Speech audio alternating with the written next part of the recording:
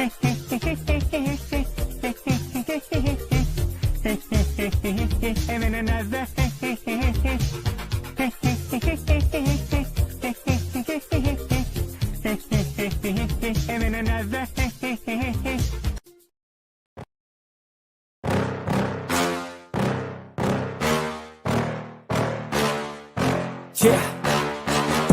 Please tell me that I can't, that I won't, that I fail, that I'll never make it out, yeah. Please tell me all the bad, never good, fill my head full of every single doubt, yeah. Please say any negative thoughts, I pop off when I hear people say I cannot. I get off to the thought of proving everyone wrong, I won't stop to the top, so you better back off and get lost. I'ma stay loud, stay proud, never running out, never heading south. I'll be spreading out, call it word of mouth, can't put me down, I'll be getting loud. You can have your doubts, not what I'm about, have your fucking clout. Woo!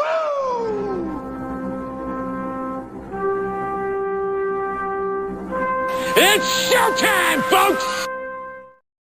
To the Mafia Sports Report on the Built-in Buffalo Network. I'm your host, Tommy, and joining me is my co-host, the King himself, King Aramis. What is going on, Aramis? How you doing today? You feeling good? You feeling good? Yeah. I'm feeling about as good as Jane Yamamoto felt right there. Like, give me my mic back. It's time for me to talk. All right. Hey, Spin is always up. Spin is always like just on top of things. So here's your inactives. Damar Hamlin. Did I say Damar Hamlin? Hey, man, our new player, Damar Hamlin, he's out. No, Damar Hamlin is out. Taylor Rapp, Rasul Douglas. All right, here we go. It's all on you, man. Go ahead. EU. Get used to saying it every week because he's out every week. Yeah. Quentin Jefferson, Casey Tuhill, and Mike White, the legend of Mike White, is out. So there's your inactives. It's going to be Cam Lewis and Bishop getting the start today at safety. How do you feel? How do you feel about that?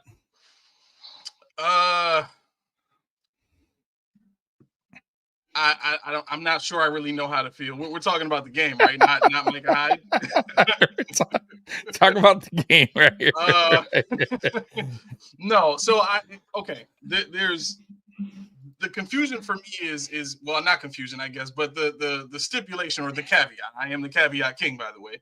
The caveat for this is going to be, I think the Bills have a great chance to win this game, but for me, it's going to hinge on how they do with the coin toss, right? I know that sounds weird, but let me explain. So if Sean wins the coin toss and he decides we're taking the ball first, that to me shows a change in mindset. That to me shows they're taking this matchup seriously and they intend to score first, get ahead, and stay ahead, which they've shown they can do. They did it with the Chiefs. That's the same exact thing they did in that Chiefs game. We want the ball first. We're going to go down and score. You're going to be playing catch up the whole entire game. Game over if that's the case. Because the Lions, while they do possess the ability to come back, when they're in comeback mode, they do not run the ball the same way.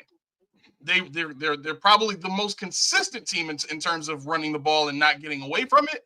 But when they're in catch-up mode like that, it does something to the Bills' defense. It helps them out, and it also makes things tough on Jared Goff. So for me, if they can start the game off like that, then I know the mentality is different. They might blitz, they might do more stunts and defensive line movements and stuff like that, like they did in the Chiefs game. If they go with this, no, you go ahead and take the ball and we'll try to double dip at halftime BS that we've seen before, there's no way it's working. I'm sorry. You can chalk up the L right then and there. I gotcha. Gun Guy, he's a Lions fan. He was on our podcast Friday or in the chat. Irrespectful. So he has a Lions by 10. So we have Jan saying, Jan Sports, Jarek, a friend of the channel, saying we're cooked, boys. And I understand, like seeing what we saw last week, and now you're going against another high-powered offense. I understand the concern, I do, but I don't know if we're cooked. Like we'll be in every game as long as you got Josh Allen on the field. Like that's how I see it. Even if our defense has another shit performance like they did last week, I don't think we're going to be cooked necessarily. Could we lose? Sure. But I don't think we're going to get like spanked or, I think it's going to be a a one-score game, in my opinion, no matter what. If the Lions win, it'll be one score, same with the Bills. So, Jared coming in, we have a weak interior D-line while missing 3 key starters in the secondary against one of the best play-action teams in the league. Yeah, it doesn't hurt. I will say, Cole Bishop, welcome to the NFL. You're going against the best offense in the NFL. First so Nico this is Collins run past you, and now you're freaking dealing with the best team in the NFL. Boy, yeah, this is a great test right here against a dominant offensive team like the Lions. When they get going, they get going. But I will say, I've seen the Lions get stuck in the mud a few times this season. So it's not like they haven't had games where defenses got to them or slowed them down. So it's very possible that the Bills can do that. Just listen, all I want to see this game, I just want to see a better effort from the defense. Like they're going to give up points. I get that. Yeah. But they can't do what they did last week. Like, just show me a little bit more effort, man. And we all know it's probably going to be a shootout. But so what does a better effort look like to you? Not letting not pretty much allowing a team to just come down every single drive and score touchdowns is a better effort. Look, we know this. Here's the deal. We know the Bills defense is a bend don't break. And it's funny though. I hear a lot of other teams podcasts say our defense is a bend don't break. I'm like, hey, our defense is a bend don't break. Right. So it seems like a lot of teams they go by that philosophy. But we really do. Like, I really feel like we do. The problem is when we break, we really break. And the coach breaks along with it. Because when the defense is doing okay, right, and we're up and things are going good, he doesn't really get unraveled, right? You can see, like, this year especially, like, when things are not getting out of control, he seems to hold his composure. Yeah. But when the defense really starts to melt away, he has no answer. That's where McDermott really starts to he fumbles. He starts to make really weird decisions and not going for. You text me actually during the game last week, and you're like, "Why?" Like, see, that's Dan Campbell would have went for it there on 4th and 2. And I agree. Like, you have to listen. I'm not saying go for it all the time on 4th down. I get that, but you have to go with how the game flow is going. So at that point, I felt like. And he should have felt like the defense just is not – today's not the day, right? The defense is – it don't seem like we can stop him. So this is going to have to be – we're going to have to put some major points up, right? Right. And at that point, what do you got? Go for it. It's 4th and 2. You got Josh Allen. You got one of the best quarterbacks, if not the best quarterback in the NFL. Go for it there. Yep. And if you put up 3 or 7 before the half, maybe we're talking a different outcome, guys, from last week. I'm just throwing that out there. Yeah. Because look at how close the score was, 44-42. You know what's really amazing though is there's a lot of people that really kind of get irritated when you say that, because in their minds, not going for it on 4th and 2 at your own 40 was the right call. Listen, whatever's the right call in Sean's mind and in those fans' mind is obviously the wrong state of mind for these types of games. When you're going against an offense like that, you have to keep the ball. Not only that, you have to keep the momentum. You have to let your offense work its way through the issues. I'll take it back to the Ravens Chargers game. The Ravens were on their own 12-yard line, and they went for it on 4th and 1 and ended up getting it. And then I think 2 plays after that, they scored a touchdown. It might have even been the next play after that they scored a touchdown. It was a deep pass by Lamar Jackson. But the point behind that is your head coach doesn't call that play unless he feels like there's a need for the offense to take charge, unless he feels like there's look, we don't have the momentum right now. We need to snatch this from that team and show them that we're here to win this game. But when you get into this mode of, well, I'm just going to make the right percentage call, like the goal line, the goal line QB sneak, like that's the highest percentage call, and everybody thinks that was the right decision. No. It's not. No. In the context of the situation where you cannot use timeouts, you do not run. If this was any other situation in any other place of the field, they don't call a run play. They call a pass play. Why? Because they need to be able to get the ball out of bounds at that point. Same thing at the goal line. And that's That's what I say. That's what I mean when I'm talking about Sean's got to make different decisions in those points of the game due to the context of the situation. And at that point, it's about keeping the momentum. It's not even about, trying to make the right call. That's more CYA stuff. If my coach is making CYA calls, then you already got it. You know what I'm saying? So yeah. Listen, I didn't mind the call because normally we get in on that quarterback sneak on the one, but it wasn't even ran it was just clunky. Like we don't ever have a guy in motion, like very rare. Like we do that. It was just ran poorly. Like why not go up to the line, try a quick pass, and now you didn't burn a timeout, and then set it up for if you're going to do that. Okay, get your bunch formation and push Josh Allen in there, and it would have worked because it worked on the very following play when it was ran correctly. But I get it, like, and then he calls a timeout anyways when we don't. Like, you could have quickly got it back up to the line. Nobody really moved. You would have cost some seconds off the clock. I get that, but you still would have had 3 timeouts, right? Even if you got up and it did it again. You know what I mean, or threw it, whatever. Yeah. Do you get the impression that I just lost my train of thought. Go ahead. That's all right. Let's give a shout out to the chat real quick while you're thinking of all that. Spin, what's up? Gun guy who's a Lions fan. Scott Blakely in the house. Triggs. Jance. Sports. Jess Jarek. Trying to give all my shout outs here. Sports Network. Spears is in the building. And my boy Callie Blitz is in the building. Once again, shout out to all the Facebook watchers right now. John, what up? What up? Defense has slowed down the run.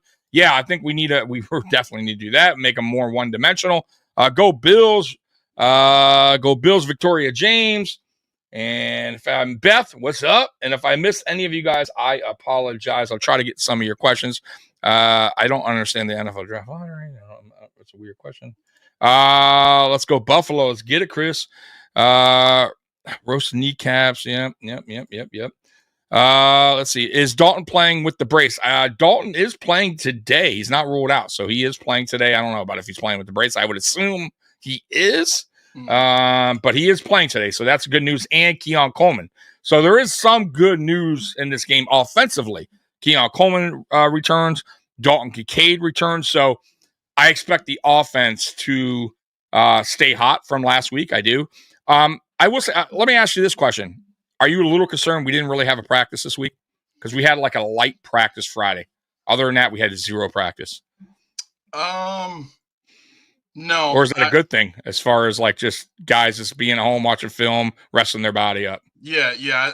I think that's what I'm more happy about than anything else. I think rest for these guys is probably the biggest deal, especially with guys like Curtis Samuel and Keon Coleman getting an additional day of rest, on top of, him just coming back. Sometimes with players trying to work up to the speed of the game can do more damage during practice than good. You need that ramp up time to, get those light practices in, get the rehab after the practice, just kind of get the body used to doing a little more every day. And for Keon Coleman, this would have been the 3rd day of practice for the week for him. You know what I mean? And not that the other practices are strenuous, but for somebody coming off of an injury like that, any rest is good. So yeah, I'm not really concerned that they missed a practice. I think a game like this, they're going to heavily rely on everything that they're familiar with anyway. That's just what Sean does. So, in terms of new stuff that they wanted to put in there that they think Detroit hasn't seen, there's probably not going to be too much of it anyway. So, no, I don't think it's such a bad thing. I would like to have. I mean, we'll find out. I mean, you definitely want to have some practice in for the week. Like I said, we had a half of practice on Friday. So we'll see. We'll see how the guys respond. But like I said, man, I think this game boils down to how the defense responds, because I know they're not going to be perfect. I get that. It's very tough against a team, but they have to respond a little bit better than last week. Like some players just have to look at themselves in the mirror and say, hey, what can I do? Can I do better? Can I tackle better? It has to be better. Cause I got to say, man, the Rams came out this week and didn't even score a touchdown. Now, mind you, they were on a short week and not the greatest conditions, but still, come on, man. We gave up a shit ton to them. I know we could do better than that. Like, I've seen our defense. Listen, I understand our defense sometimes, We do break, but it's not often. That's why I think we will have a decent response. I still think Detroit puts up some points today, Aramis, but I don't see it as a Rams repeat. You get what I'm saying? Like, where we just cannot stop the Lions at all. Like, we couldn't stop the Rams on third down at all. Like, I see us playing a little bit better in the terms of getting them off the field on third downs, like not so consistent where they're just slicing and dicing down the field. And also, to credit the Rams, man, sometimes you just have those games, man. Sometimes teams just have that game where they're in a zone. And Puka and Matt Stafford, they were in a zone that night. Cooper Kupp, like everybody, they were making some unbelievable catches too. We had some decent, coverage at times, and they still came down with the ball. So it is what it is, guys. Like I said last week, man, I was more upset about just some of the things that Sean McDermott did, because it wasn't that important of a game, but I just worry about the playoffs because there's going to be tight games. And I just feel my fear is we'll get that Sean McDermott back where he doesn't go for it on fourth down and he's, not adjusting well in defense and like just silly, like calling unnecessary timeouts. Like, clock management's always been an issue with him. So it's like, I thought he was kind of turning the page a little bit, Aramis, this year, because there was games like Kansas City. He went for it on fourth down. I'm like, okay, like that's what I'm talking about. Like, that's the aggression you need. But why didn't he do it against the Rams there? You know what I mean? Like, what's going on? You know what I mean? Like, he has to trust in his players more, I think, too. Has to trust in his defense a little bit more. That's been also another thing with him. I feel like sometimes he just doesn't trust the defense enough, and he's scared of the big play always, right? I wouldn't say I disagree with that point. I don't think you should trust this defense. I mean, when you had Tre'Davious White in his prime, and you had Hyde and Poyer, and whoever you wanted to put at quarterback too, like I could see, okay, Sean. But he didn't trust them though. He didn't trust them as much either. No, he did. I mean, we did a lot of still soft zone in games with those players out there. Yeah, he still gave a lot of cushion in games where we didn't want. I mean, that's his MO, right? He doesn't want to give up the big play, so he's willing to let them kind of give him the short yardage, the run game. That's why it's always been. I mean, that's how I see it. Yeah. I get where you're going, but I just feel like the 13 seconds he didn't trust the defense at all. Right. You know what I mean? He played so deep back. But again, I don't think that's because of the trust. Okay. Yeah, I don't think it's a trust thing. I think that's just the way he calls games. I think that's possible. Right. Yeah. I mean, seriously, his mindset is, I don't care who I have on the field. You're not going to beat me deep. I think for traditionally minded defensive, head coaches and coordinators, that's embarrassing for them. Any broken play at all for a defensive coordinator. Absolutely. And so for Sean, that's a huge, like, I just don't want to see that at all, ever. Right. Right. And that's the mindset. Then of course you're going to keep two safeties back. Of course you're going to play soft coverage because you want to limit the opportunities for that offense to A, make a big play, and then B, gain the momentum from that big play that gives them an emotional boost. And I think that's what Sean tries to protect against more so than trying to protect his players. Because honestly, if it was about protecting players, that's an admission that you don't have good players. Right. Right. So, I don't want to say we don't have good players. I think, the players and their talent level are more of an indication of the scheme more so than the talent level. And Sean's going to call that game anyway, the same way every time anyway. You know what I'm saying? I get it. Yeah. Robert coming in, Tommy, the defense has been weak against the run for 5 years. Being not addressing the defensive line in the draft is the challenge. Yeah, I agree. I don't understand why. My whole deal is this. You draft Ed Oliver, when was that? In 2020? Was Ed Oliver the 2020 draft pick? First round? Am I right on that one?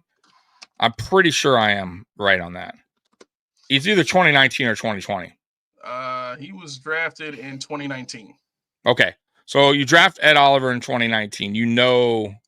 Ed Oliver's undersized at that position. I mean, that was the knock of really for him coming out of college, right? Mhm. Though many still consider him a first round talent, and a top 10 pick. So like, I'm not knocking Bean for taking Ed Oliver because a lot of GMs had him highly graded in that top 10 spot, a top 10 pick. But you knew he was undersized. Why not draft another DT next to him, at least the following year, one of those years that can help that's a bigger DT that can help, move the line. It just, they go out and get Daquan Jones, who he did good last year, but he got hurt. He's a shell of himself now, and you see Ed Oliver struggling when he doesn't have that. Same, if you go back in time, go back to when we had God, what was the name? The guy, Star Lotulelei. So Star Lotulelei had one good year with the Bills, right? And Ed Oliver shined. And then Star Lotulelei got hurt, I believe, right? Came back, and he was, once again, a shell of himself, right? And we let Star go. Okay, so you could see it. You see that Ed Oliver needs that guy next to him playing at a pretty good level, high level, for him to flourish, for him to shine. Yep. And he doesn't have that this year. And I think that's the struggle on the defensive line that you're looking at right there. We just can't move. We're just not. We're not big enough on the line. And when we go against bigger offensive lines or more aggressive teams, we don't get to the quarterback. We can't stop the run. There's a lot of – it's just not pretty. It's not pretty. And that's Sean McDermott's defense is rush 4. Yep. And I think he needs to start maybe changing his way until we find a defensive tackle. He has to do something different. Send some exotic blitzes. Send something like – I feel like when we send the linebackers, they get home. I don't know why he doesn't send them more often. Terrell Bernard gets home. Matt Milano gets home. We need to mix it up a little bit. What do you think about that? Mixing it up on the blitz packages. I think he's only going to do that when he feels it's necessary. Anytime you see Sean do that, it's an indicator that he doesn't think his straight up defense or his straight up play calling is enough. He's got to give a little something extra. The tough part with that is with this team with the bootlegs and the play action. I mean, that's Jared Goff's wheelhouse, right? Right. And right. when you try to get aggressive like that against that type of offense that runs a lot of those types of plays, you could get eaten alive pretty quickly if you are reliant on that. You know what I'm saying? And I think the tough thing for Sean has been when he does it a lot in games, and when he doesn't do it, he doesn't do it at all. There's no middle ground. You know what I'm saying? So we have to see him mix that into the game plan week in and week out for teams to really respect the looks that the defense could give. You know what I'm saying? Otherwise, they're going to know what's coming. Like the comments you made about the goal line run for Joe Brady. When you got one guy motioning over and he's going right into position behind Josh rather. How can you not know what's coming? I knew it. Like everybody at home knew what was coming. You know what I'm saying? Right. But you call it anyway. You know. Right. So it's one of those things where. And then as far as the defensive line, I've been in the same boat calling for some kind of overhaul of defensive line talent. I mean, I'll put it like this: the last episode of my show, I titled it "Why the Lie Is So Believable." And I think the idea of the greatness of this defensive line is built around pressure, right?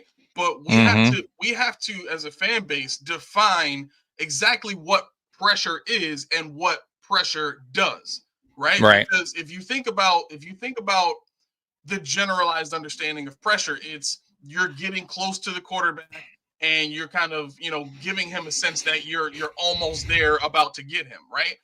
Right. The question I have to ask is how has pressure affected Mahomes in the past? Even better, how has pressure affected Josh Allen in the past? He breaks out. He makes a play. He makes you pay. Mm-hmm. You know what I'm saying? The great quarterbacks in the league, the pressure doesn't affect them all that well. So how good is pressure really when it comes to the way our defensive line plays? No, you have to I would define true pressure as you touching the quarterback on a regular basis. That's pressure. If he's feeling hands on him, if he's feeling after about a quarter of that, he's seeing ghosts the rest of the game. And that's any quarterback in the league. Yeah. We saw Mahomes go through it here. You know what I'm saying? Where he's getting the ball out, it's inaccurate. That's what that leads to. That's real pressure. But we were touching him on a regular basis. Unless you have big physical defensive linemen that can move men out of the way, you're just solely reliant on scheme. You're solely reliant on, technical, efficiency, so to speak. Right. And that fails every time over talent. I'm sorry. If you got a guy out there that's 6'6", 350 pounds, you're not moving him with that Oliver. Right. You're just not. Exactly. Yep. Drafting Oliver with Christian Wilkins, Jefferson Simmons still there to be drafted yet. Being McDermott have a certain player they want. Yeah, and it's I hope they start learning from those mistakes, man, and understand that you got to address the defensive line. You have to do it the right way. You got to go through the draft and get yourself a big defensive line next to Oliver, because it's not going to work. And you just paid Oliver, so Oliver's not going anywhere. And I like Ed Oliver, but you need to compliment it. He needs that guy next to him to compliment, to make him a better player. Let me get to around the league real quick as scores. Sorry ass Jets. See here. I can't believe Mac Jones looking like a Lamar Jackson out there on the Jets today, by the way. Chiefs up 21-7. Bengals, Chiefs up over the Browns 21-7. Looks like Chiefs probably will win that game. We'll see. It's still a little early. You got about 2 minutes left in the third quarter. 3 minutes left in the third quarter. Bengals up 31-14. Seems like Bengals will probably win that game. Commanders up 20-10 in the fourth quarter with 11 minutes to go. Ravens in full control, 35-7 with 10 minutes and 45 seconds to go. Tommy DeVito got hurt. He's out of the game. He got a concussion, I believe. Cowboys up 24-7. I'm really shocked that everyone had the Panthers winning that. I had the Cowboys winning, and I think they'll go ahead and win that game. They're going into the fourth quarter now. The Jaguars just scored on the Jets touchdown. It's 22-17 in the fourth quarter. Jets down. And the Texans are beating the Dolphins in the third quarter, 20-12 with 35 seconds to go. Miami has the ball at their own 45. So that's around the league. I mean, it seems like everything is going about as planned for the teams that are favored today, Aramis. Chiefs up, Bengals up, Commanders up, Ravens up. I didn't think the Panthers, I don't know why they had them favored, but Cowboys are up.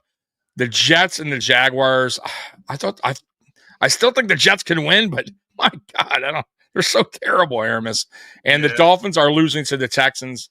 I thought the Dolphins would lose this game, but I had them losing a close game. So other than that, everything is going as expected today. All right. I mean, is there any score there that you feel like you're a little surprised about? I don't think so. Yeah, I thought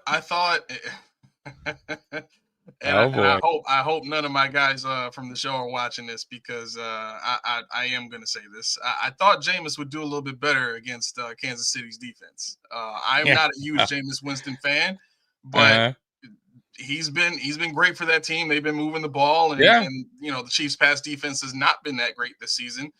But they seem to be shutting them down right now. Maybe they'll adjust. I mean, they're still technically in it. I mean, there's time. They're only down 2 scores, but it's just like, here's the thing, man, with Jameis. And I don't mind Jameis. I think Jameis is I would love him as a backup quarterback, no doubt about it. But he's a Ryan Fitzpatrick 2.0, man. He is exactly that. You know what I mean? You're gonna get some games where it's like, man, that dude is like throwing it all over the yard, right? And then you're gonna get games where he's just throwing interceptions and making bad decisions. Like that's Ryan Fitzpatrick. That's exactly what he. So you take the good with the bad, that's the reason why he's never been a starting quarterback in his career for a long time. You know what I mean? He's had a couple 3 years, 2-3 years, and then on to the next team, and he's a backup and then gets a job again and loses it again. Because it just that style of play. It's just it doesn't work. It doesn't. You know what I mean? It can't. Right. That's why Ryan Fitzpatrick jumped around from team to team to team, because Ryan Fitzpatrick wasn't a terrible quarterback. He had games where he's electric, but then he had games where 4 interceptions, 3 interceptions, right? So that's Jameis for you, man. I like it. I love his energy, but he's just not. It's just like what Jameis do you get that day, right? And that you can't. If you're a team, you can't go on like that week after week. Going, what Jameis did we get today? Cali Bits. Oh shit! I get the Bills game on regular TV here in California. Yeah, I think it's because it's probably the game of the week, right? So And the Rams aren't playing. Yeah, it might. Yeah, it might be like that everywhere almost. Yeah. But yeah, let's get to the big three. Let's get to big three today. Shout out to Bills Wire. Let's get to some causes for concern. All right, causes for concern. Jared Goff. All right. The Bills were torched by Matthew Stafford last week. They now face Jared Goff, a quarterback who has ascended this year and put his name on the MVP discussion, though I don't think he'll get it. Goff currently sits third in MVP odds, according to BetMGM. Goff has several attributes similar to Stafford. Goff has been efficient this year, completing 72.4% of the passes. He has thrown 25 touchdown passes this year. That's good for fifth in the league. He has a rating of 109.6, places him second in the NFL. He has heated up at home as well. Over his last 3 home games, Goff is sporting a 9-to-1 touchdown to interception ratio. He's averaging 305 passing yards per game during this time. Goff has been great at getting the ball to his playmakers. Speaking of them, so how do you think about Goff this season and in this game? I think the offensive coordinator, I think the head coach, I think the general manager, they've done a great job of making Jared Goff's job easy. He's probably got one of the easiest quarterbacking jobs in the NFL. When you have the running back room that he has and you've got the receivers that he has, he's got everything a quarterback needs. He's got a deep threat. He's got a possession guy that can get open in the slot anytime he needs to. Mm-hmm. And then he's got what seems to be turning out to be a pretty decent receiver in Tim Patrick, who, he's just there if you need him. You know what I'm saying? And, oh, by the way, we haven't even mentioned the top 3 tight end from last season in Sam Laporta, who's still working on playing better off of injury this season. So right, I think he is exactly what he was touted to be when he was drafted. He's exactly what he was in LA. They just have put a little bit more around him in Detroit, and so he's benefiting from it. And that's not to say that he's not playing well, but again, when you're in a system like a Patrick Mahomes, when you're in a system like what Jared Goff has, how hard is it really? You know what I'm saying? Yeah, no, I agree. Yeah, they really built this team around it. Like, put it this way, they got the best offensive line in the NFL. They know Jared Goff is a pure pocket passer. That dude does not leave the pocket, and when he does, it's a disaster. So they knew what was up. And by the way, there's nothing wrong with that. Like, I would love the best offensive line in the NFL, right? But forever. Yeah, but listen, man, they have to have it, right? In their circumstance, right?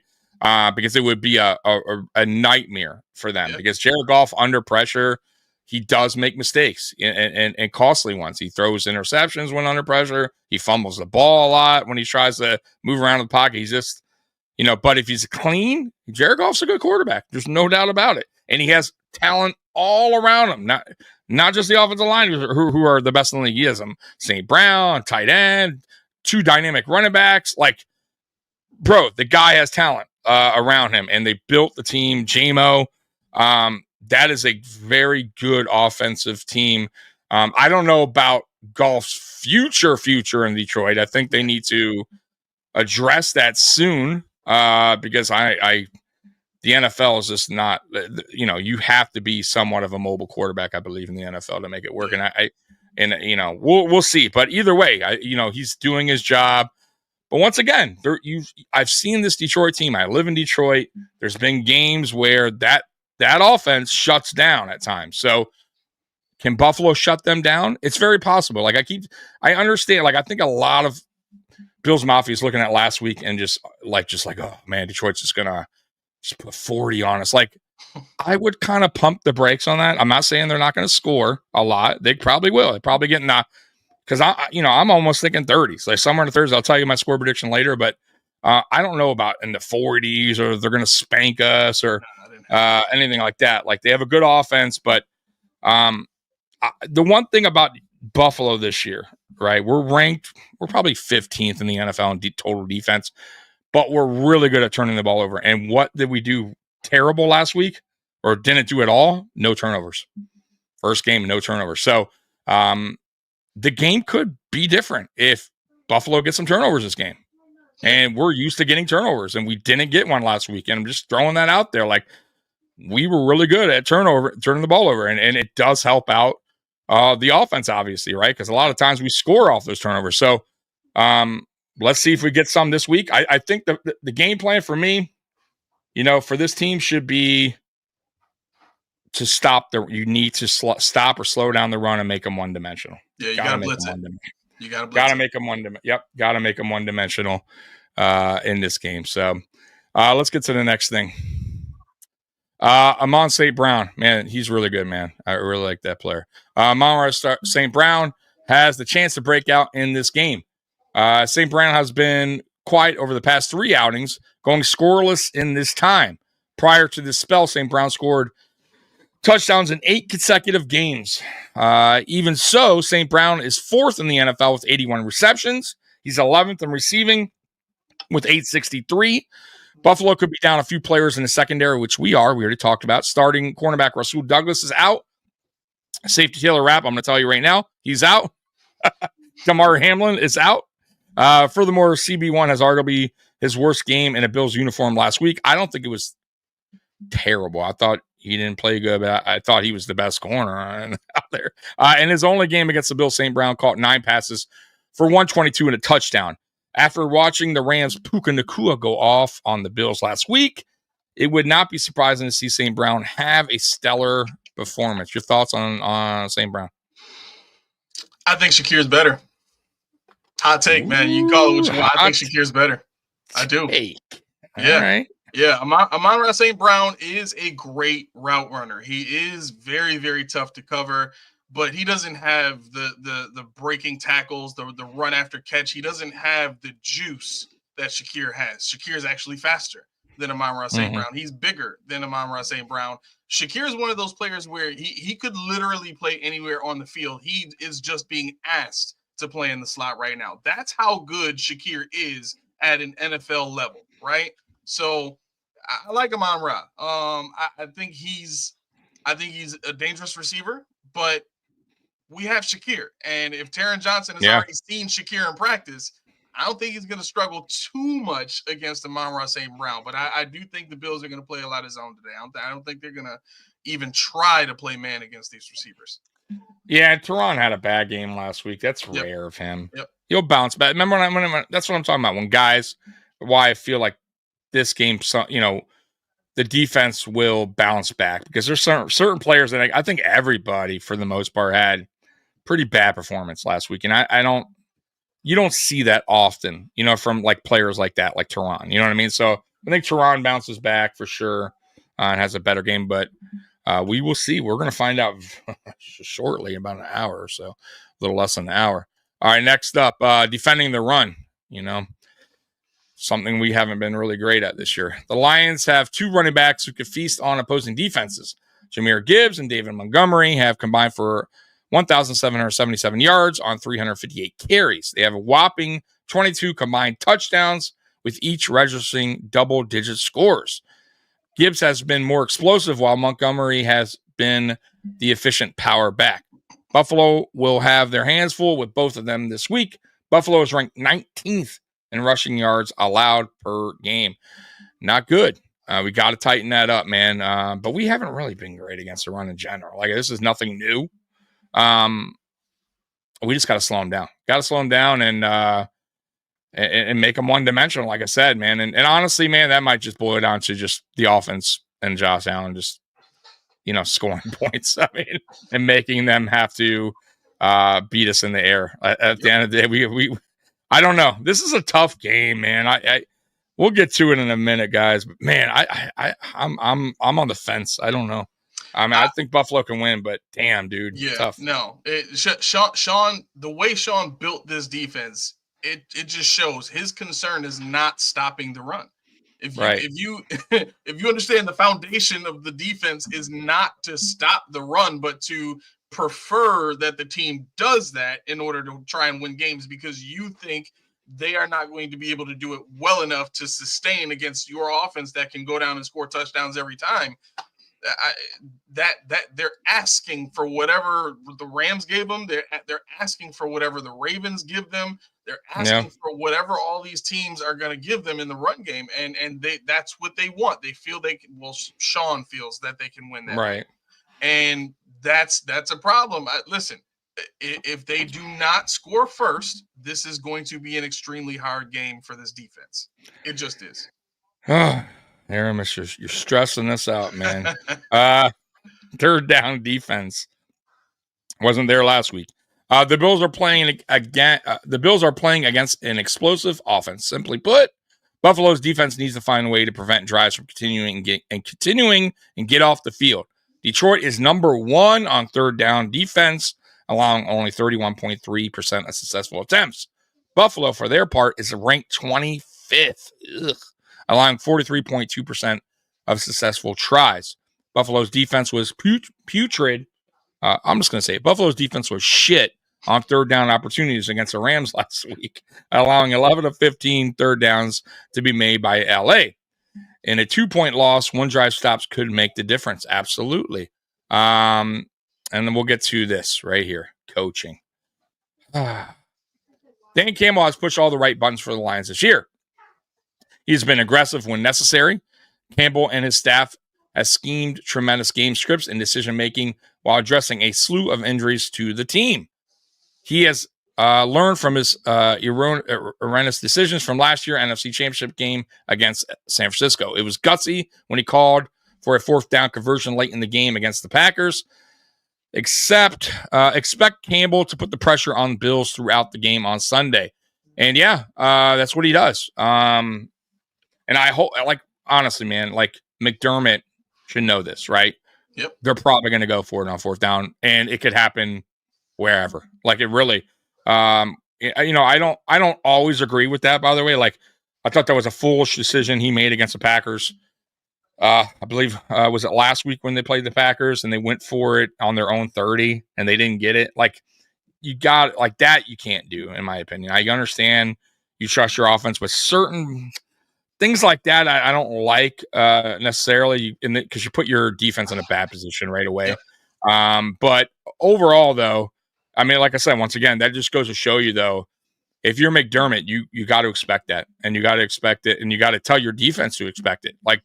Don't be prepared because you stopped them on third down running off the field. They may just very well stay on the field and go for it. So your defense has to be ready for that. Just like the Rams did. And they have to step up just like the Rams on 4th and 5. So, and that was a game. So, I agree. And I really respect what Dan Campbell's doing over there. The players are all bought in. They've been bought in since he got there. So, good stuff for him and the Lions so far. Bills run game. It was non-existent last week. Shouts of MVP have been loud within Highmark Stadium this season. Pick the adjective: electric, dynamic, stellar. Allen has been consistently awesome this year. Buffalo has some very good playmakers. However, they will need to be consistently better for the Bills to have a chance defeating the Lions. Last week, the Bills did not have any sort of consistent running game outside of Allen. If Buffalo is to keep the Lions offense from winning the time of possession game, then the Bills need their run game to step up. James Cook has to be more involved if this game is to go in Buffalo's favor. That is the end of that article. Once again, we talked about this, and I know you guys are you don't get it, or a lot of you don't, and I know you want to think James Cook is the man, but games like that goes to show you why I continue to tell you he's a good running back, but he ain't the man.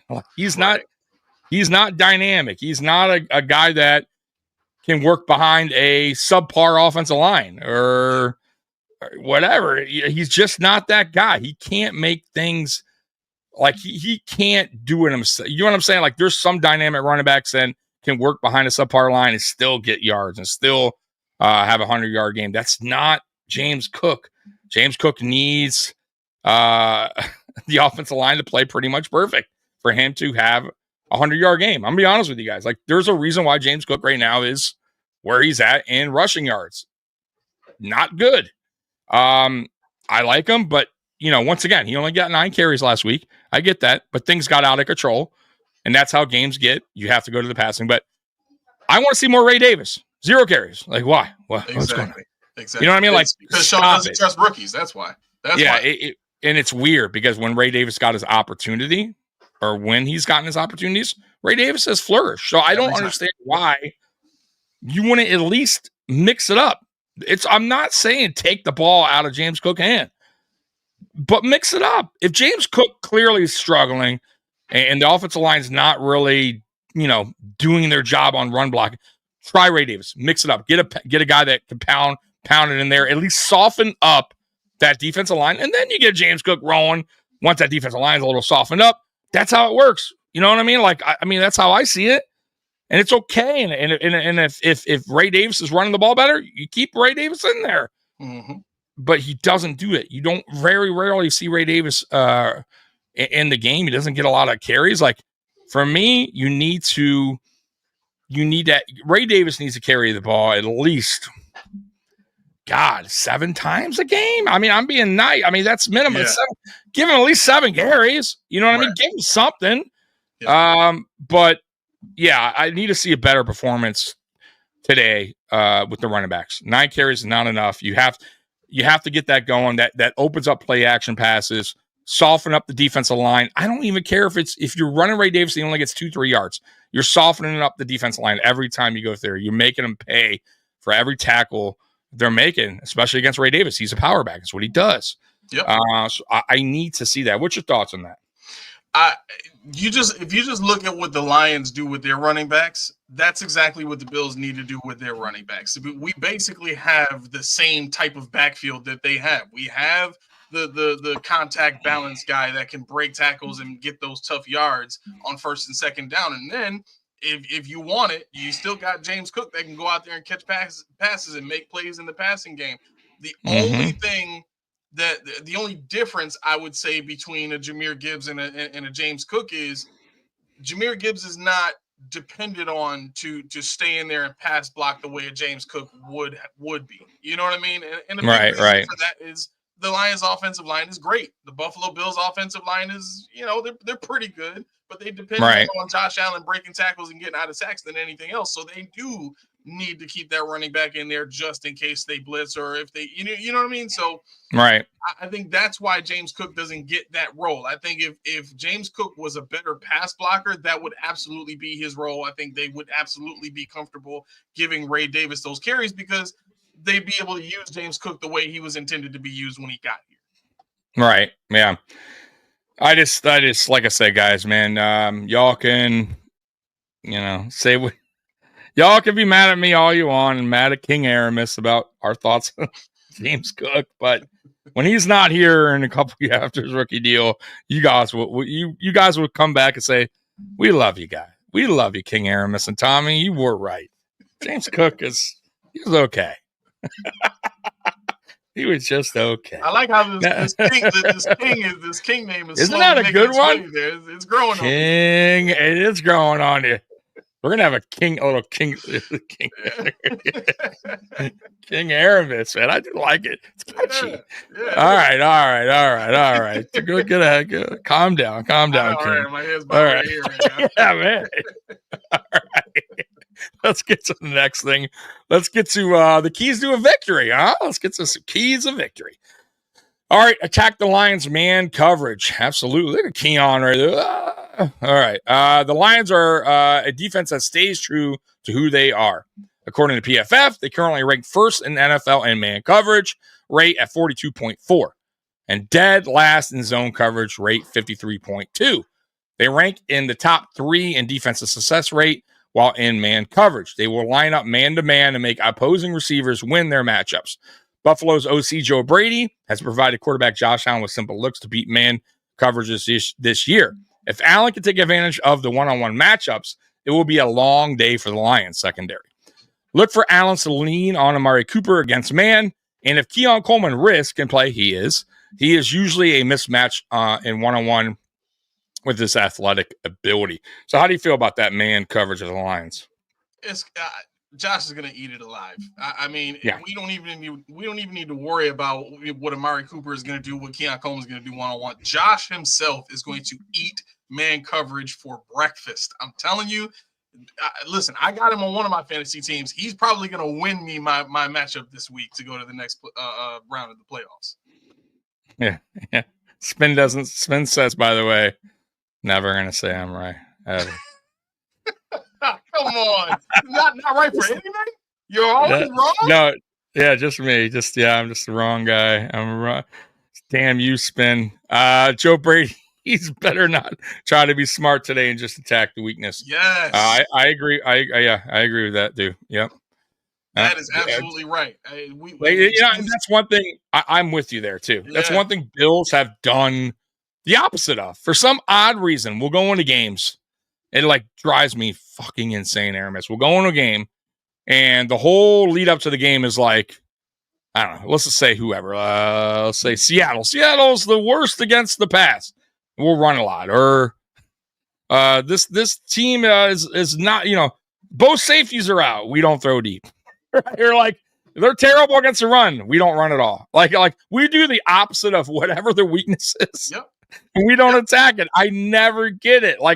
Never get it. Or their team's offensive line is all banged up. They got different, they got guys called up for the practice squad. We have 0 sacks. Like they're we don't put it's just the wildest shit ever, man. I don't get it. Yeah, it feels like based on what we know about Sean, it feels like he's in that game planning room thinking, you know what, they're probably going to try to do something different, so let's account for that.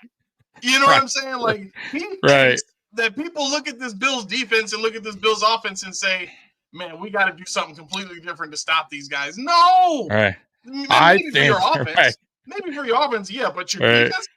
So no, why would you ever decide that? No, you know what? Even though we're a heavy run team, let's try to pass it on the Bills now. I think they're gonna. Why would they do that? It's ridiculous. I don't know. We always go against it. We always do the opposite, and for the most part. And that's why I never buy into the whole even when we play like a backup quarterback, I'm still thinking,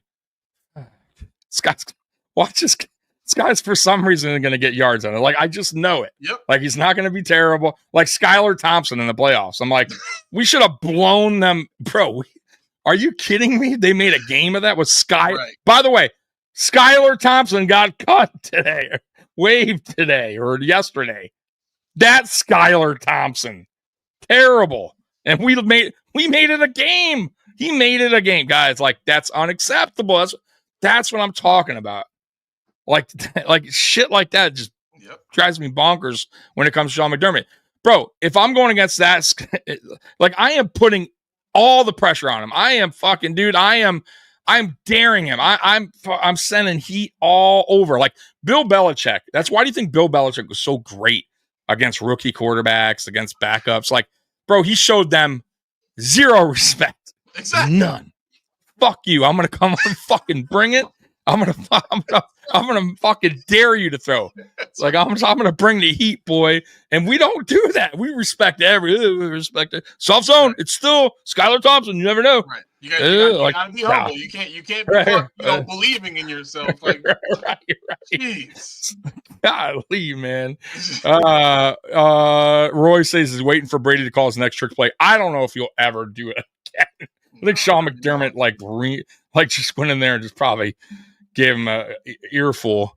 His ankle has been jacked up for a while. Refuses to go. Oh, by the way, real quick about the Kaiir Elam situation. Did we talk about that yet or no? No, I don't think we did. Okay, well, let's talk about it. So Kaiir Elam came out. He talked to reporters, and he just he doesn't understand why he's not getting an opportunity. Sounds a lot like Poona Ford last year, who didn't get an opportunity. And Poona Ford, by the way, is playing really good football this year. So is Tim Settle. Both guys who did not perform well in Buffalo. One guy didn't get an opportunity. The other guy maybe just out of position. I don't know what the hell was going on. Or just bad scheme play for him. But Poona, I remember last year was like, I have no idea what else I can do. I've done everything. that I can do on like everything I've been asked to do. I did. I feel like I'm doing well and I'm not getting opportunity. Kyer Elam, everything I've heard from the offseason, he had a good offseason, good camp. I saw his play in preseason. He looked fine.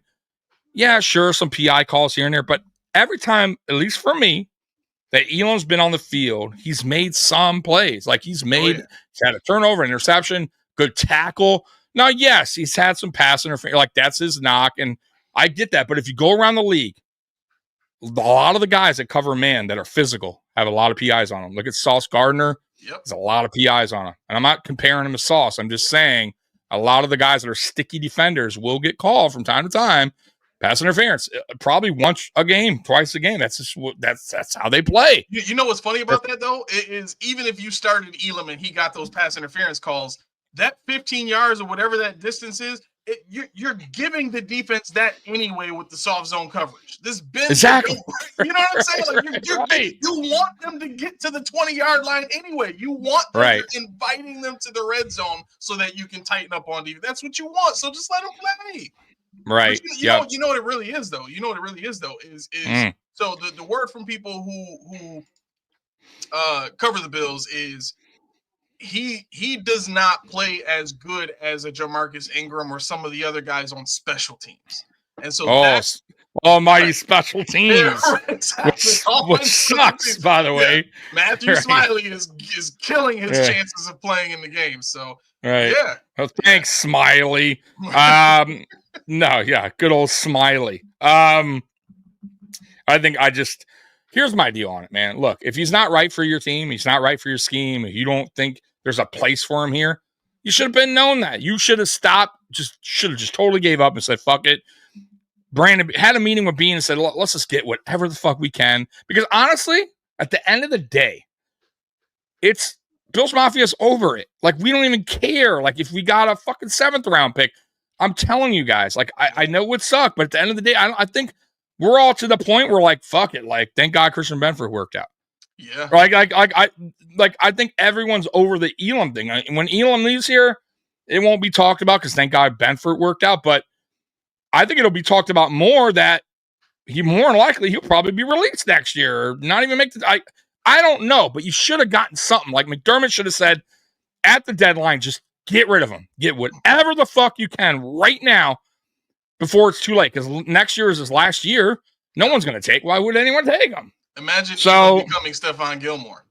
And you never know. And that's why I brought up Poona Ford, Tim Settle, guys that left this team that actually have played better. And I'm not saying they're all pros or anything like that, but a lot of guys from this team that's left and gone on to other teams have performed decent or performed well. Like, so I don't know if Kyer Elam is like a bad corner. I think Kyer Elam could probably go ahead and go somewhere else and win that job. I don't know about CB1, but you'll definitely see him, I believe, on Sundays somewhere. So I don't know. It is what it is. It's a little like I said, the only disappointing part for me is why didn't you just get rid of him if you know he's not a fit, if you know you're not going to play him? It makes zero sense. Zero sense. And now you got Ingram over him? What? So, and listen, I don't even if Ingram comes in and balls, cool. Like Ingram, when I saw him last, he had 2 picks. Like he's had 2 picks, I think, this season. Like, okay, I'm cool with that. I'm still okay with that. But why are you not getting anything for your first round pick that you're just doing nothing with? It makes no sense. That's the only part that frustrates me about the whole thing. It's not so much about like the pick because the pick was it happens, right? Yeah. First round picks sometimes just they don't work out. Like we're not. You think we're the only ones that ever drafted the first round that didn't? There's fucking guys that have been drafted the first pick, second pick, third pick. They're not even in the league or they're backups or whatever. So it happens. And but you know what this is though. This is protection against the Wyatt Teller conversation because that happened under the Sean McDermott and Brandon Bean. Division, right. We have to watch that guy now go off and be an All-Pro and a Pro Bowl player and an offensive lineman that.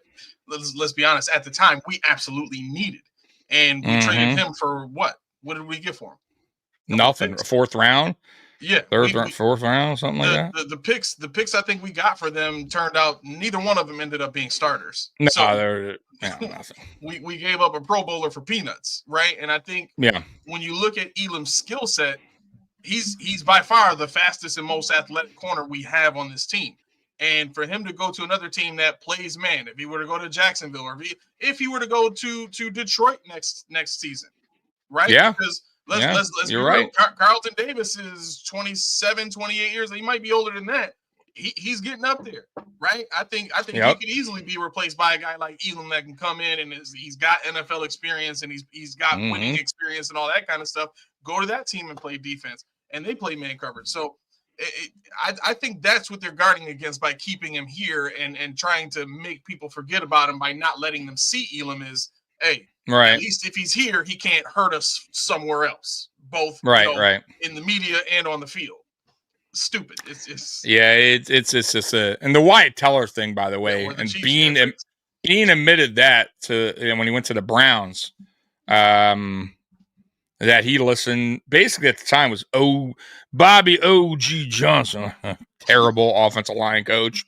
Right. He took his word basically, and probably McDermott, that he wasn't the right fit for the offense, whatever the hell. I don't know what they were seeing, because I thought every time Teller was out there, Teller looked good to me. I don't know what they saw, but clearly they didn't see it right, and that was a huge mistake.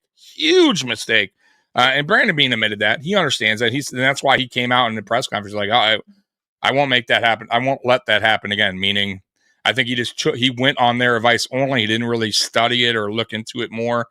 Because I think if he did, he would have been like, nah, man, he's staying. I drafted the guy. Figure a way to keep him on the team. You know what I mean? Find something for him to do. So that was a mistake, but it is what it is. Listen, no GM's perfect. You're going to have those mistakes. Yeah. So move on. And I I'm just glad he finally addressed the offensive line over the last 2 years. Let's get to the next thing. Better performance from the D-line. Yep, there's our boy, Ed Oliver. The Bills' defensive line had a rough outing against the Rams. They couldn't generate a pass rush, and they were getting pushed around against the run. They will need to step up considering their opponent. The Lions have arguably the best offensive line in football when healthy. Penei Sewell is their best player, as his 88.5 overall PFF grade leads all tackles this year. Buffalo defense coordinator Bobby Babich called out the defense following their lackluster performance in Week 14, saying it was, I don't even know, conundrum of people not doing their jobs at a high level. How about just saying it was garbage? I don't need that long, weird, funky word. Babich did note that he had to be better, but it will be interesting to see how the defense responds in a tough environment at Ford Field. And I'm glad he called him out, though, in a way. Like, I'm glad he said that, but I would have been even more harsher. You don't need to come with that weird. I would have been like, bro, our defense, like, that was shit. Like, that was garbage, and they need to be better. Plain and simple. That's what I would have said, but he didn't. But, I think the defense knows that they could be better. So, it's going to be a tough task. Penei Sewell, I don't think he's given up a sack this year. So, Greg Rousseau has his hands full. I believe Rousseau is on his side. So it's going to take like the likes of Von Miller, Epinesa, guys like that. Oh, by the way, Smoot is back. How do you feel about Smoot being back? I think he was started off the season pretty good. Yeah. Until he got hurt. So you think that's going to help out? On third downs, in any pass rush situations, I like him at defensive tackle as a pass rusher for sure. Honestly, I think Miller is probably going to have a better chance of getting sacks going up against their left tackle. I think his name's Decker, if I'm not mistaken. But he's a pretty good left tackle. He's not elite though. You know what I mean? He doesn't have the speed to keep up with even with Von Miller at this age. I think he's still got a little bit more speed than Decker. But if you bring a guy like Javon Solomon onto the field, like that could be a real problem for a guy like Decker.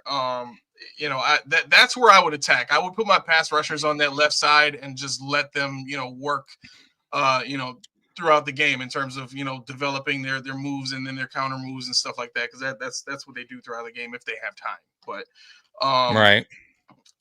yeah, I don't know. I think, the defensive line in general needs to be faster. That's the only advantage this defensive line is going to have is if they use speed, get to those gaps before the offensive lineman can. You know what I mean? Right. Get into position first. then maybe you've got a shot. But if you think you're just going to beat that offensive line head up and move them out of the way and try and get the run that way, you're fooling yourself. And why not? Why not have Solomon? Like, that's another guy I want to see more of, Solomon, because Solomon, that's what he does, right? Like in college, he gets to the quarterback. Like that's what he does. And the times he's come in this season, the very few times, I think he's gotten a sack every game that he's come in. I could be wrong, but he's looked pretty good, like getting to the quarterback. So why not give him more opportunity against moving forward? I mean, I here's the deal. AJ Epinesa for me this year has been up and down after getting the contract. I'm not saying the contract is an unbelievable contract, but he's definitely not having a season like he was last year. I just don't see it from Epinesa this year. And Von Miller is playing okay. I mean, he's playing okay. We definitely need to address that position in the offseason. Solomon's got 2 sacks in the 4 games he's played. 2 out of 4? Okay. Yeah, but he's got a quarterback hit in every game that he's played. There you go. So that's kind of my point there. Yeah. So he's at least put good amount of pressure and hits on a quarterback while he's had the opportunity. Yeah. I need to see more from that, especially against teams like the Lions, to be honest with you. Goff is a stationary quarterback. Like, get a young, athletic guy who bends well. He does bend very well, who has some speed. Get Solomon out there. See what's it going to hurt you to put him out there on some passing downs. I just don't understand why McDermott sometimes is just so stubborn. Some of these guys that he just does not want to put in the game. Like, it's not going to hurt you. Like, would have really hurt him to get him out there last week. I don't know. Get out to a fast start. All right. The Bills are 6-0 in home games this year, but just 4-3 on the road. And it's mostly boils down to the fact that they have put themselves in a hole early in away games. In 5 of the 7 road games, the Bills fell behind early and had to claw back into the game. The only road game where they started fast were blowouts of the Miami Dolphins and the Seahawks. If the Bills can set the tone with some early stops on defense and score on offense, it would be a huge momentum boost. Ford Field is a difficult environment to play in, and it would become much more difficult to play from behind. And that's the end of that article, and I agree. You definitely don't want to get 17 points behind against a very good Lions team. Yep. It's just not. I keep telling you guys, man. Earlier in the season, we kept playing that fucking behind. Behind with the Jets. I think we were behind the Jets game. Behind like Texans. Like we're behind quite a few games. See, you can't keep doing that and expect to win or expect to claw back every time. Like, can't do that. And especially against this team. So yeah, you do not want to get down in this game by halftime by like 10 points. Like it's going to be a tough ask for this team to bounce back in the second half. What's your thoughts about that? Yeah, I mean that's the exact reason why I said you have to take the ball first. If you get a chance to receive the ball first at the beginning of the game, you have to take it. You have to give your offense an opportunity to go out there and steal a little bit of momentum at the beginning of the game and show that Lions team that you're here to win. You're not trying to do what you usually do. You're here to get the dub, and you're here to force feed them an L. Like that needs to be the mentality. We're here to force feed you an L. We're not going to try to snatch it from the jaws of defeat. We're not going to try to, you know what I'm saying? We're not going to try to do this some sort of underhanded way. And we're for sure not going to try to do this in our traditionalist way of playing clean and safe football and letting our values be the thing that wins us the game. It hasn't worked, at least not on the road. Maybe at home because you got a little bit of an advantage there, but not away. You got to be aggressive in this game. You got to take it to them. It's got to be a mentality first, like Sean likes to say about everything else. Yep. We got some score updating. So the Saints just tied it up with 3 seconds to go against Washington. So they look like they're going into overtime in that game if they make their extra point, which I believe they will. So yeah, it's 20-19. Extra point to come. Bengals. Let's see here. Chiefs are up 21-7 with a minute 55.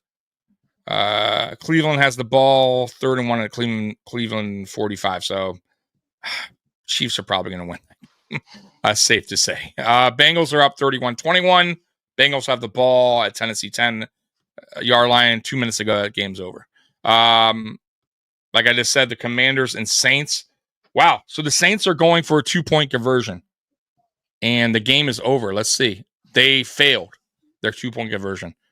Washington went ahead and won 20-19 on a failed 2-point conversion. So that game is over. The Ravens beat the Giants 35-14. The Dolphins lost to the Texans. I thought the Dolphins would lose this game, but by like a 3.7 maybe. Nah. They went in and lost by 8. I thought they had an opportunity because Houston hasn't been playing well, but that's a big loss if you're a Dolphin fan. I think that pretty much like they have to run the table and get lucky.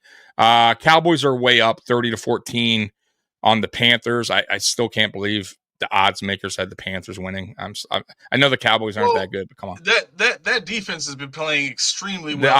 I get it, but I don't trust the offense of the Panthers. Still. Yeah. You know what I mean? And I trust it.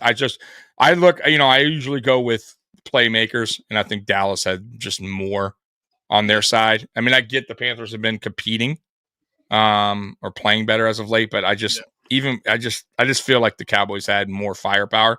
That, like, if I was a betting man, and I am, I would have picked the Cowboys, which I did. By the way, the Jets scored a touchdown to make it 32-25 with a minute left.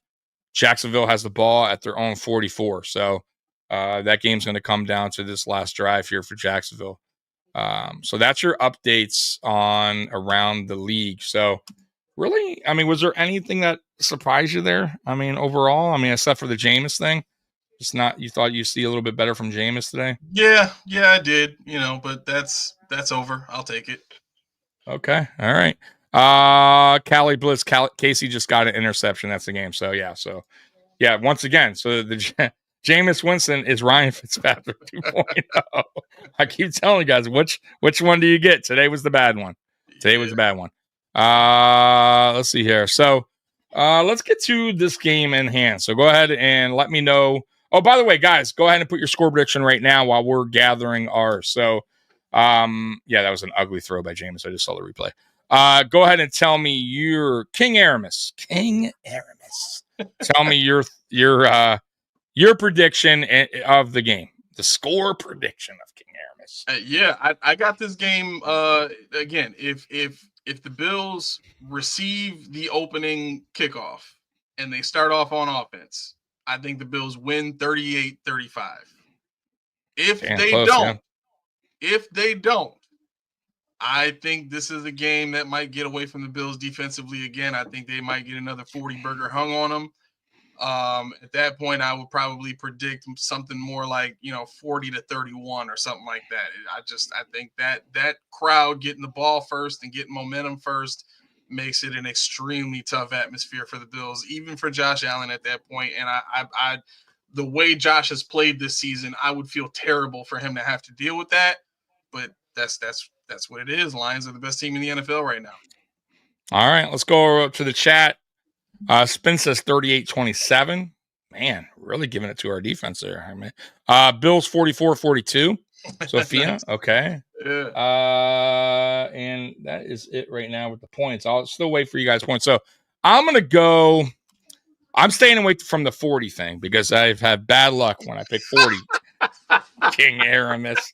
So I'm gonna. Did you lose money on that or something? Like is that no. Okay. It just every time I pick it like a high scoring for the Bills, we like play bad. So I'm gonna go away from that. I'm gonna go, but I'm gonna get close. I'm gonna go 39.5. No, 38 to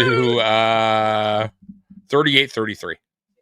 38-33 Buffalo. I think it's a close game. It's a one-score game. I think it could come down to whoever has the ball last. Really, that type of game. So 38-33, Bills win But honestly, like, it could go either way. I mean, realistically, guys, like, we're going against a very good team. I said it. I've been saying it for weeks. I feel like the Lions are playing the best football right now. I understand people can argue the Eagles, the Lions, whatever, but whatever. You can 1 and 2, whatever. They're still playing some of the best football out there, and they're missing a ton of people. So you got to give them credit. They have 1 loss. They haven't lost for since week 3 or 4 or whatever. Week 2? Okay, there you go. So been a while. They don't know what defeat tastes like for a long, right? They got that shit out of their mouths a long time ago, and we need to remind them what a loss feels like, right? Like we need to give them a friendly reminder. And by the way, I live in Detroit, and most Detroit fans have been pretty humble. Like, I work at a sports bar, and most of them have been like, "Hey, it's gonna be a good game." Like, not really talking trash, but I don't mind a little. But boy, we went on live Friday, and we had a lot of trash talking Lion fans, and I'm like, wow, like, you really like, oh, we're gonna blow you up. I'm like, those type of fans, I gotta say, like, a lot of those guys are like bandwagon fans, in my opinion. I just feel like they don't really watch. You can't watch football if you feel like the Bills are just gonna get spanked. We have no chance.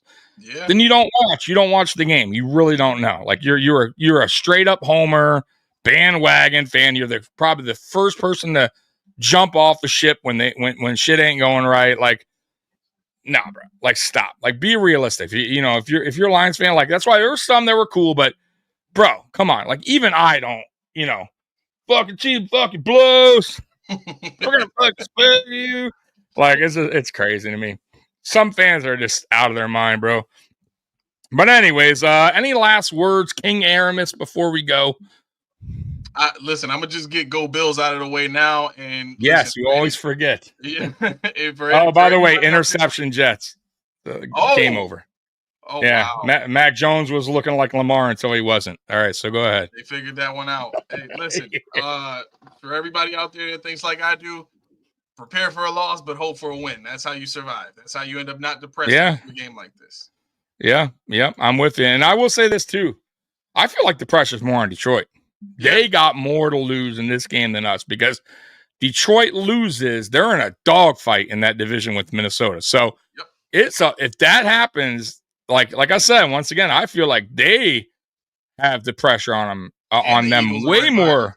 Yeah, and right in the total NFC. So I'm just throwing that out there too. If you want to talk about pressure, I'm not saying that the Bills, don't want to win for seeding and stuff, but we already locked the division. We know, like that part's done. We know we're getting one home game at least. I mean, a loss to the Bills and you lose to Minnesota, you go from 1 to possibly 4. Like, you could really drop quickly if you're the Lions, and you don't want that. So I'm just throwing that out there. I feel like they got way more pressure than the Bills in this game. So Bills, man, just loosen up, man. Right. Loosen up. You know what I mean? Like, have some fun out there. But I also want to see the defense. I want to see the defense respond from a shitty performance. Let's see. Callie, let's get us a couple more, and then we're out of here. Bills and Lions on, and Steelers and Eagles are on regular time in California. Can't get better than that. There you go. So, everybody, I'll be back post-game right after the game. We appreciate you guys rocking with us. We love you, Bills Mafia, and as always, go Bills. We're out of here. Peace. Go Bills. Go Bills. There you go.